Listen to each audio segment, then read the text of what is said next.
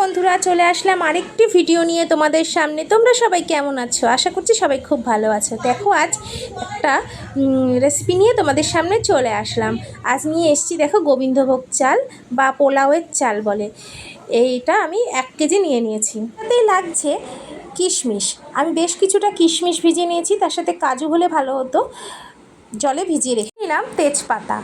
আর যতটা চাল নেবে তার ডবল জল নেবে। যদি 1 কিলো চাল হয় তাহলে নেবে 2 কেজি জল। আর দেখো, আদা কুচিয়ে রেখেছি। আর নিচ্ছি গরম মশলা, দারচিনি, লবঙ্গ, এলাচ পরিমাণ মতো, এগুলো নিয়ে নিয়েছি, সব রেডি করে নিয়েছি। আমি কড়াই বসিয়ে দিয়েছি, বা হাঁড়ি বসিয়েছিলাম, আমি হাঁড়ি বসিয়ে দিয়েছি। এবার দিয়ে দিচ্ছি এর মধ্যে তেল। তেলটা একটু গরম হলে রিফাইন্ড অয়েলেই হবে। আর তার সাথে দিয়ে দিচ্ছি একটু পরিমাণ মতো ঘি। এখন একটু দিলাম, আবার পরে দেব। আর দিয়ে দিলাম গোটা গরম মশলাগুলো, সবটাই দিয়ে দেব। দিয়ে ভালো করে একটু এটাকে ভেজে নেব।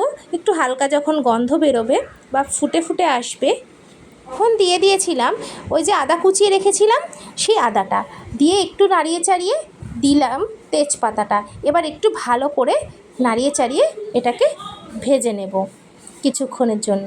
যখন সুন্দর একটা গন্ধ বেরোবে আদা ভাজা আর গরম মশলার, তখন দিয়ে দেব চালগুলো। এবার চালগুলো দিয়ে ভালো করে ভাজবো। যখন চালগুলো পটপট করে আওয়াজ হবে, তখন বুঝবো যে হয়ে গেছে।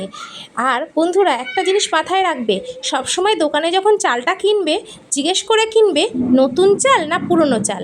যদি নতুন চাল হয়, 1 কেজি চালের মধ্যে 2 কেজি জল দেবে। সেই হিসাবে 2 কেজির থেকে একটু কম জল দেবে, জলটা তুলে রাখবে। বন্ধুরা, ভাজা প্রায় হয়ে এসছে। এবার কটা কাঁচা লঙ্কা দিলাম। এটা একদমই তোমাদের ওপর নির্ভর করছে। তোমরা যদি ঝাল খাও তাহলে এইভাবে কাঁচা লঙ্কা দেবে। এবারে আমি যে জল গরম আমি আগের থেকেই করে রেখেছিলাম, 2 কেজি জল আগের থেকেই ফুটিয়ে রেখেছিলাম।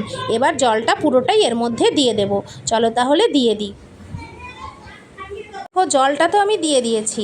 এরপর বন্ধ করে আমি এটাকে সিদ্ধ হতে দিয়েছিলাম। দেখো, হয়ে এসছে। এরপরে এর ওপর দিয়ে একটু ঘি ছড়িয়ে গ্যাসটা বন্ধ করে রেখে দেবো। যেটুক জল আছে টেনে নেবে।